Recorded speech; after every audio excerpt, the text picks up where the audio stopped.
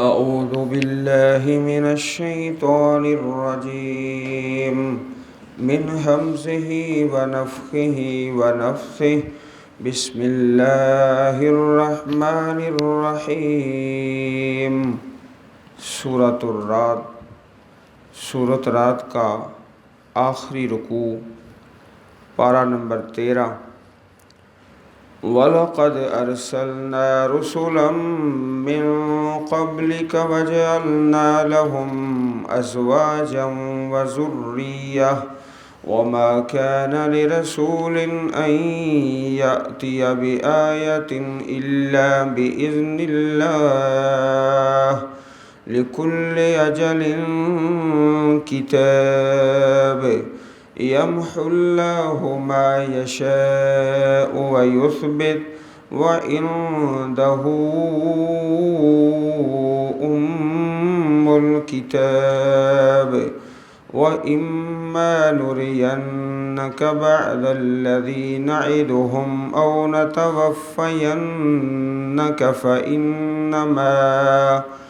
فَإِنَّمَا عَلَيْكَ الْبَلَاغُ وَعَلَيْنَا الْحِسَابُ أَوَلَمْ يَرَوْا أَنَّا نَأْتِي الْأَرْضَ نَنقُصُهَا مِنْ أَطْرَافِهَا وَاللَّهُ يَحْكُمُ لَا مُعَقِّبَ لِحُكْمِهِ وَهُوَ سَرِيعُ الْحِسَابِ۔ وَقَدْ مَكَرَ الَّذِينَ مِن قَبْلِهِمْ فَلِلَّهِ الْمَكْرُ جَمِيعًا يَعْلَمُ مَا تَكْسِبُ كُلُّ نَفْسٍ وَسَيَعْلَمُ الْكُفَّارُ لِمَنْ عُقْبَى الدَّارِ وَيَقُولُ الَّذِينَ كَفَرُوا لَسْتَ مُرْسَلًا قُلْ كَفَى بِاللَّهِ شَهِيدًا بَيْنِي وَبَيْنَكُمْ وَمَنْ عِندَهُ عِلْمُ الْكِتَابِ۔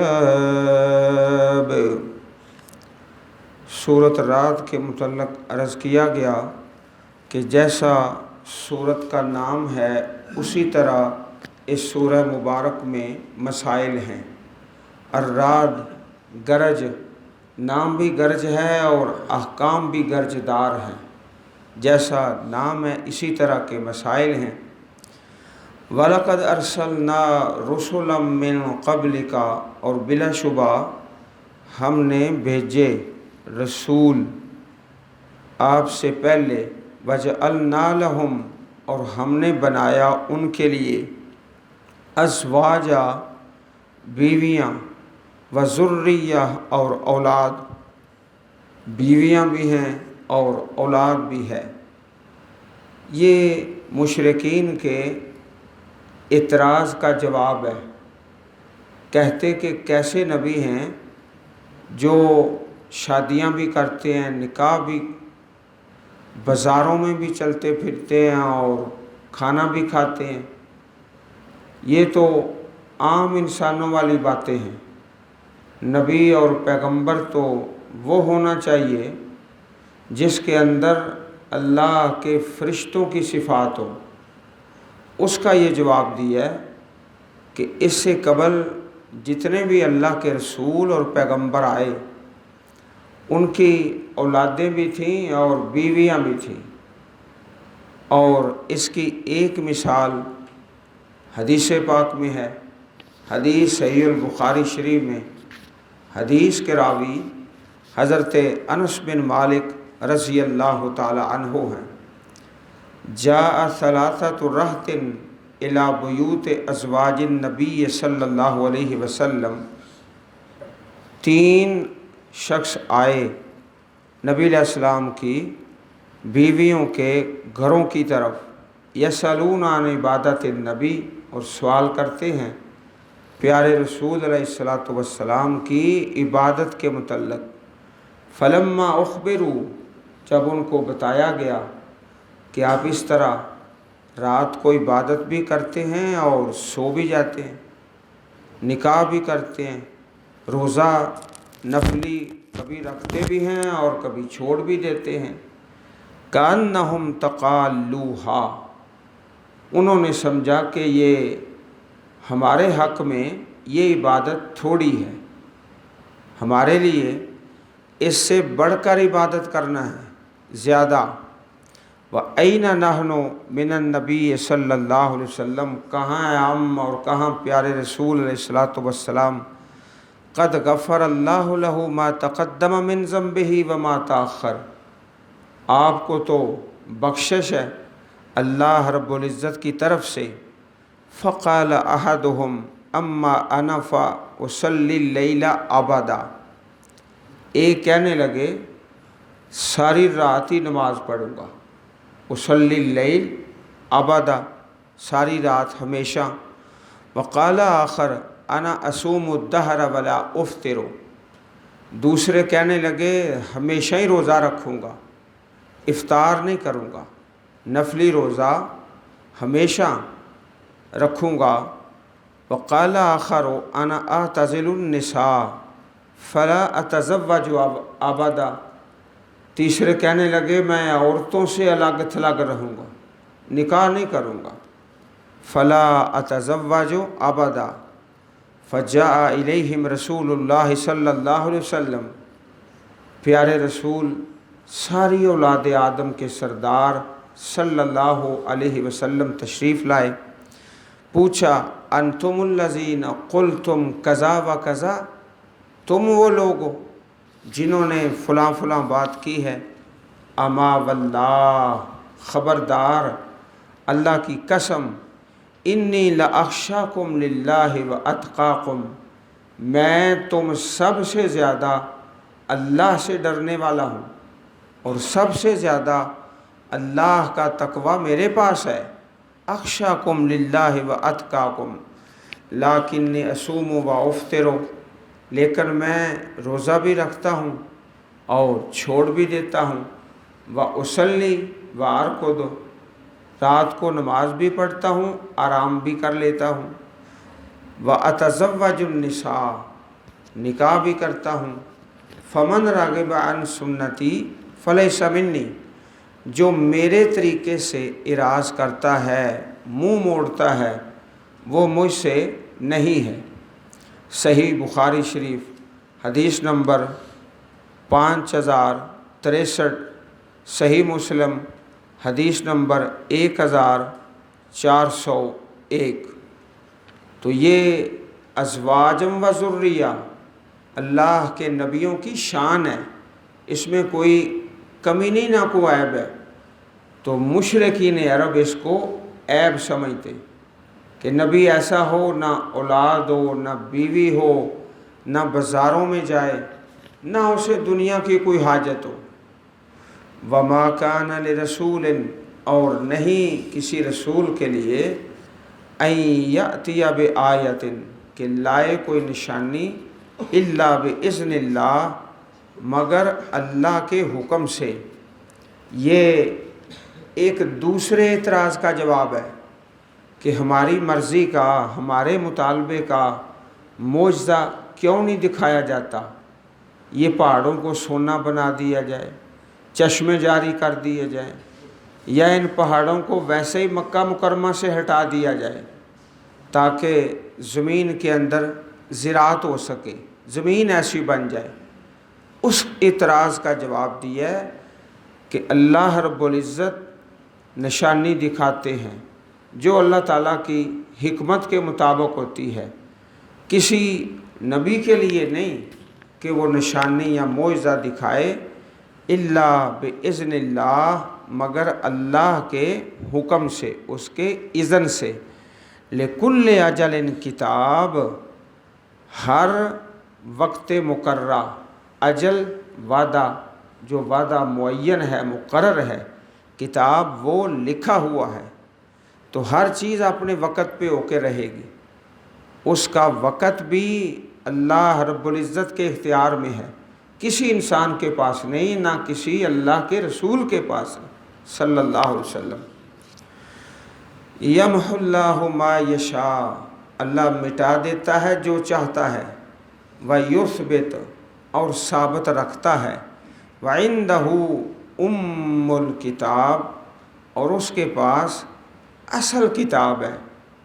اللہ مٹاتا ہے جو چاہتا ہے اور ثابت رکھتا ہے۔ اس آیت پر پوری توجہ کی ضرورت ہے۔ اس میں ایک تو مسئلہ تقدیر بیان کیا گیا ہے۔ مسئلہ تقدیر بڑا اہم مسئلہ ہے، عقیدے کا مسئلہ ہے۔ اللہ تعالیٰ جو چاہتا ہے مٹا دیتا ہے اور ثابت رکھتا ہے۔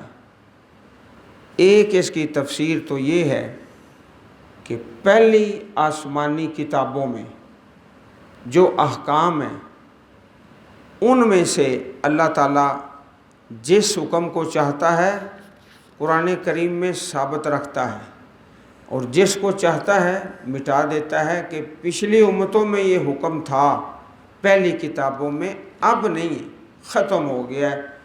اس کو کہتے ہیں نسخ، منسوخ ہو گیا ہے۔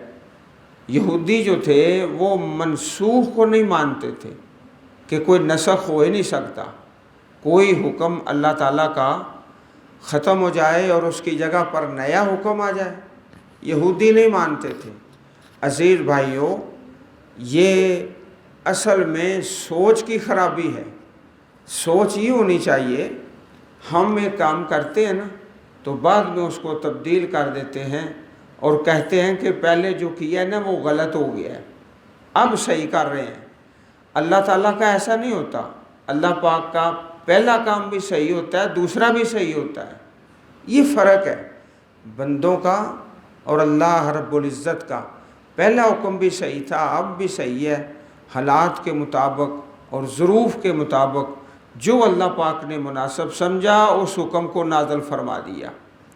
یمحو اللہ، مٹا دیتا ہے اللہ، یعنی منسوخ کر دیتا ہے حکم جو چاہتا ہے۔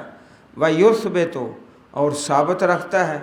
کسی حکم کو اللہ تعالیٰ قائم دائم رکھتے ہیں، اللہ رب العزت کی یہ مرضی ہے۔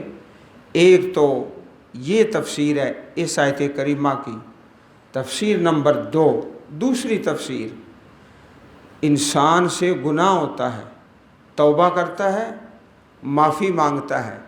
جب صدقے دل سے معافی مانگ لیتا ہے نا تو یمحو اللہ، اللہ اس کے گناہ مٹا دیتا ہے جو لکھے ہوئے تھے۔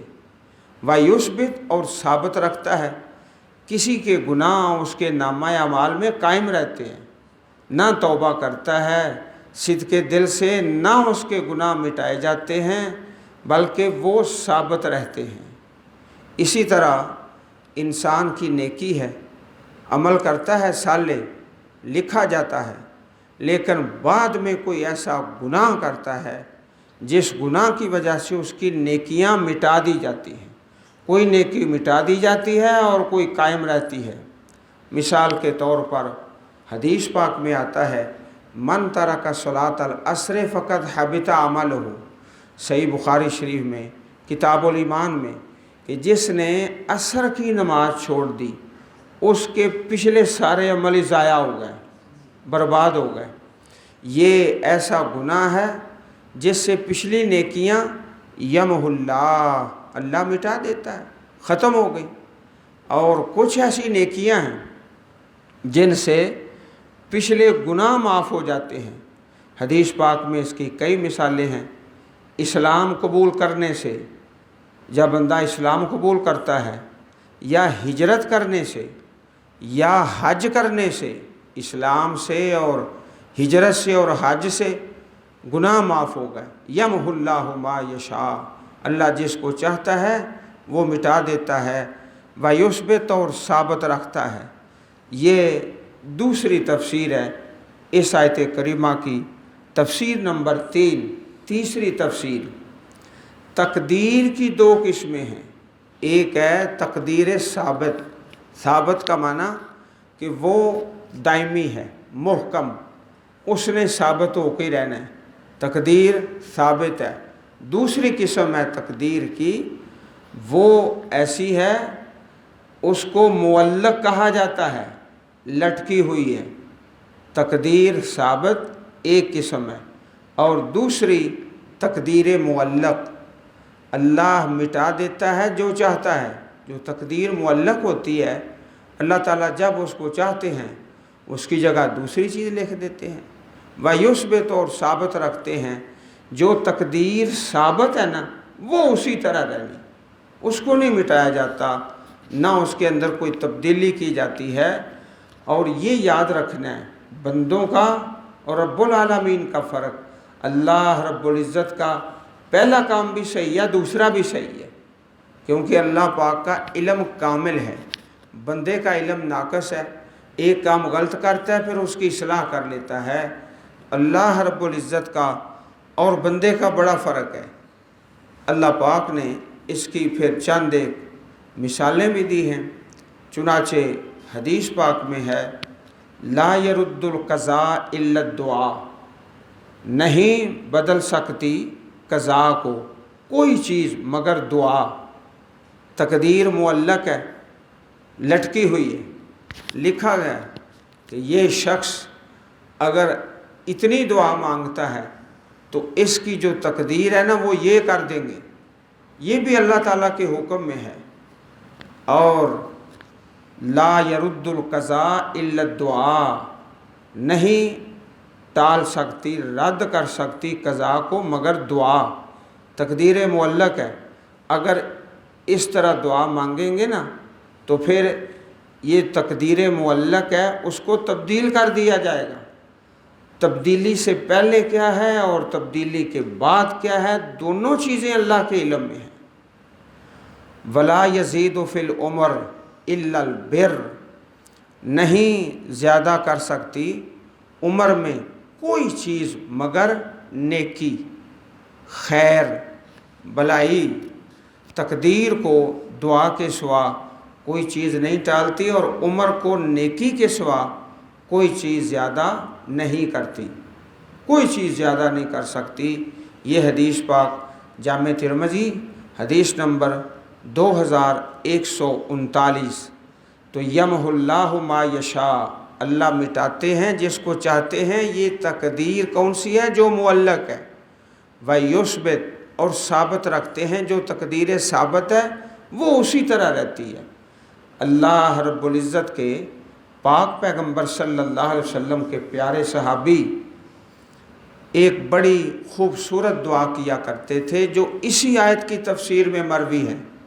حضرت عمر رضی اللہ تعالی عنہ خانہ کعبہ کا طواف کرتے تو بڑی خوبصورت ایک دعا کرتے، اللہم ان کنتا کتبتنی شقیہ، اے اللہ اگر تو نے مجھے بے نصیب لکھا ہے، شقی لکھا ہے، فمحو تو اس کو مٹا دے، فاکتبنی سعیدا اور میرا نام خوش نصیبوں کے اندر شامل فرما دے۔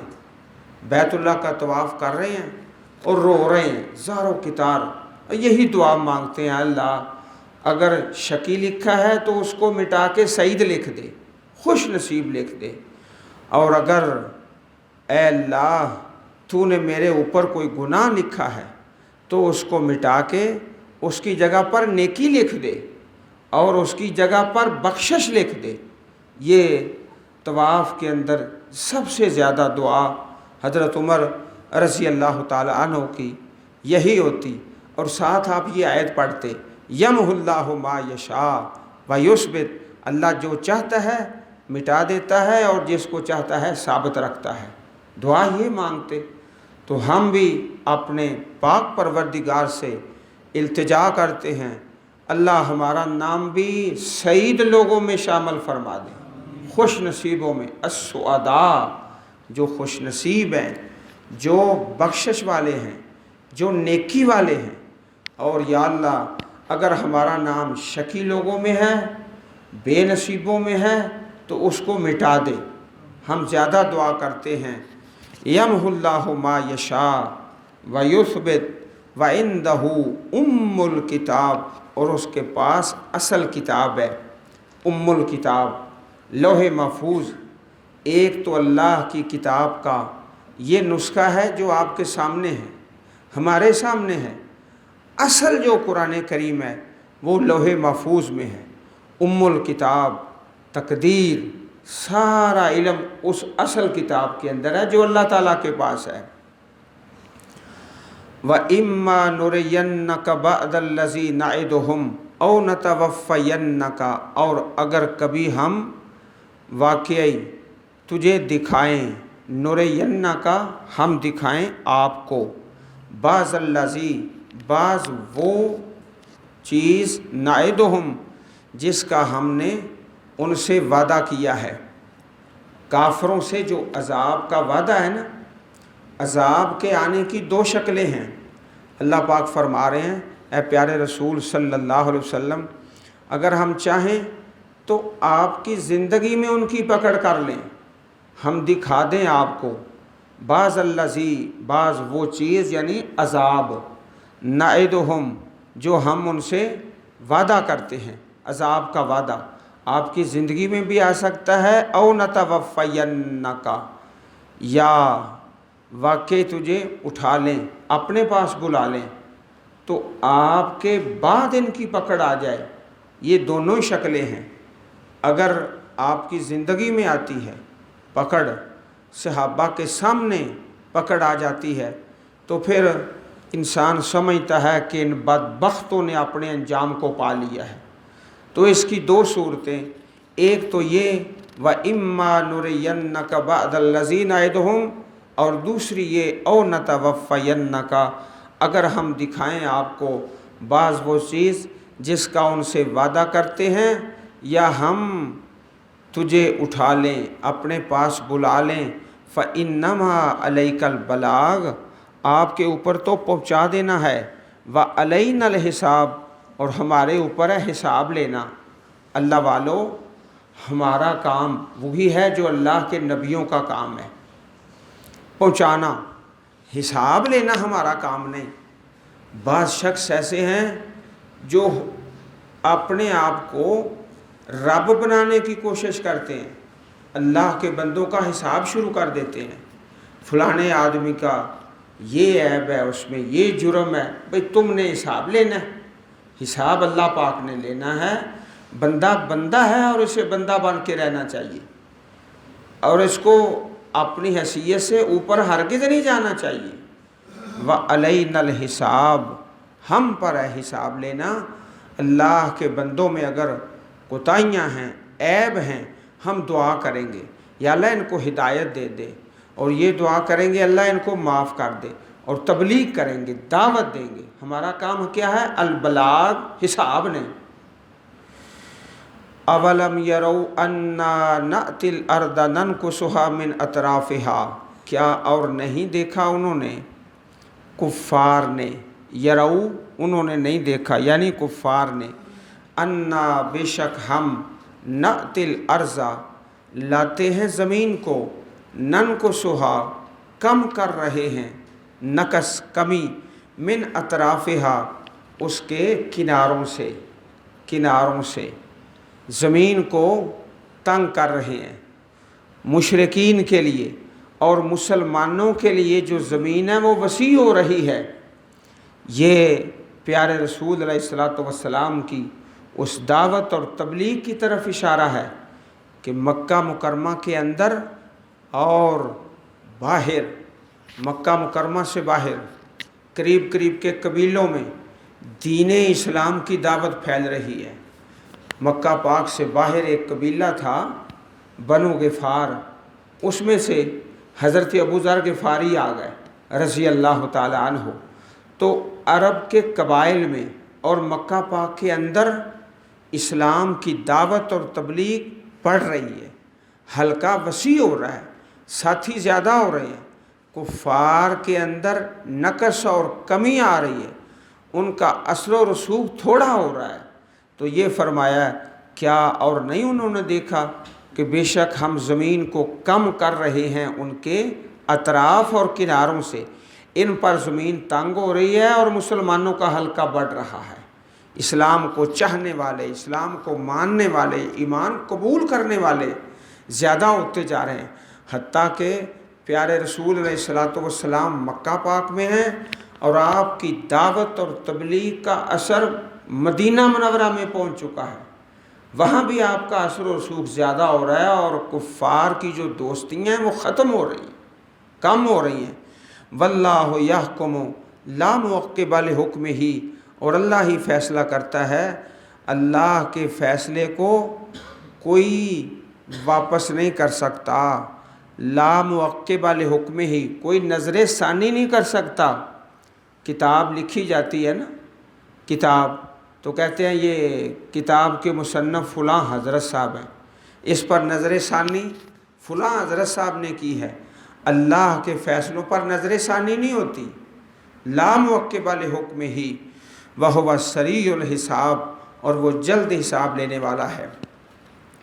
صفا مروہ پر جو دعا پڑھی جاتی ہے بڑی خوبصورت دعا ہے۔ لا الہ الا اللہ وحدہ انجز وعدہ ونصر عبدہ وہزم الاحزاب وحدہ۔ جو حاجی صاحبان حج کرتے ہوئے یا عمرہ کرتے ہوئے اس دعا کا ترجمہ سمجھتے ہیں، ان کے سینے میں ٹھنڈ پڑ جاتی ہے۔ اللہ اکیلا ہے، وحدہ لا شریک ہے، انجز وعدہ، اس نے اپنا وعدہ پورا کیا ہے۔ وعدہ کیا تھا؟ کہ میں ایمان والوں کو غلبہ دوں گا، یہ صفا مروہ کی دعا۔ وَنَصَرَ عَبْدَهُ، اور اپنے بندے کی مدد فرمائی۔ وَحَزَمَ الْأَحْزَابَ وَحْدَهُ، اور شکست دی احزاب کافروں کے گروہوں کو، وحدہ اس اکیلے اللہ نے، اکیلے اللہ پاک نے۔ احزاب گروہ کافروں کے، مشرکین مکہ، عرب کے جہلاء، اور مدینہ منورہ کے یہودی اور منافق، یہودی اور منافق اور مشرک، سارے جو گروہ تھے احزاب، حزم الاحزاب وحدہ، اللہ اکیلے نے شکست دی۔ قربان جائیں، پیارے رسول صلی اللہ علیہ وسلم پر اپنی تختی نہیں لگائی، جیسے ہمارے ہاں سڑکوں پر اور ہسپتالوں پر اور سکولوں میں تختی لگا دیتے ہیں نا، یہ سکول فلاں ممبر صاحب نے بنایا ہے، یہ سڑک فلاں ممبر صاحب نے بنائی ہے۔ تو نبی علیہ السلام ساری اولاد آدم کے سردار، قربان جائیں کیا کہا؟ حزم الاحزاب وحدہ، میں نے نہیں کیا، میرے صحابہ نے نہیں کیا، خلفائے اربعہ نے نہیں کیا، اللہ نے کیا۔ اسی لیے ہم اپنے ساتھیوں کو، پیاروں کو اور قریبی عزیزوں کو بار بار یہ تاکید کرتے ہیں کہ اللہ رب العزت جب کسی نیکی کی توفیق دے دے تو لفظ میں نہیں بولنا، یہ مسجد میں نے بنائی ہے، یہ مدرسہ میں نے قائم کیا ہے، میں کا لفظ بولنا ہی نہیں، یہ اللہ نے کیا ہے، اللہ پاک نے کیا ہے۔ میں کا لفظ بولو گے تو نقصان اٹھاؤ گے۔ واللہ یحکم لا معقب لحکمہ وہو سریع الحساب، جلد حساب لینے والا ہے، اور اس کے حساب کا ایک وقت مقرر ہے۔ وقد مکر الذین من قبلہم، اور بلا شبہ مکر کیا ان لوگوں نے جو ان سے پہلے تھے، کفار نے۔ فللہ المکر جمیعا، ساری تدبیر اللہ کے لیے ہے۔ جمیعہ کا لفظ جو ہے جہاں آ جائے، ہم عربی گرامر میں کہتے ہیں یہ جملہ عام ہو گیا ہے، ہر قسم کی تدبیریں میرے اللہ کے پاس ہیں۔ یعلم ما تکسب کل نفس، وہ جانتا ہے جو کرے گی ہر جان۔ وسیعلم الکفار لمن عقبی الدار، اور ان قریب جان لیں گے کافر لوگ کس کے لیے ہے آخرت کا گھر، اچھا انجام۔ وَيَقُولُ الَّذِينَ كَفَرُوا لَسْتَ مُرْسَلًا، کہتے ہیں کافر لوگ آپ رسول نہیں ہیں، توبہ نعوذ باللہ، آپ رسول نہیں ہیں۔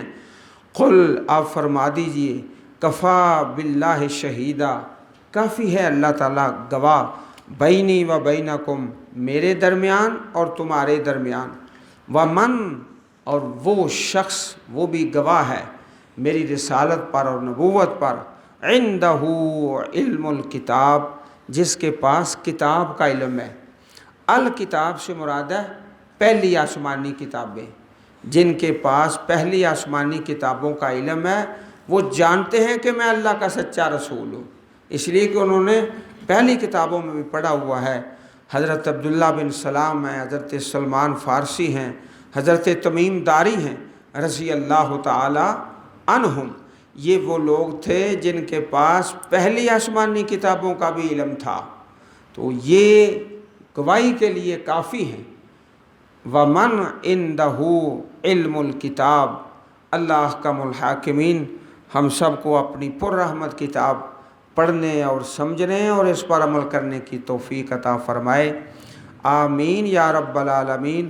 سبحان ربک رب العزت عما یصفون وسلام علی المرسلین والحمد للہ رب العالمین۔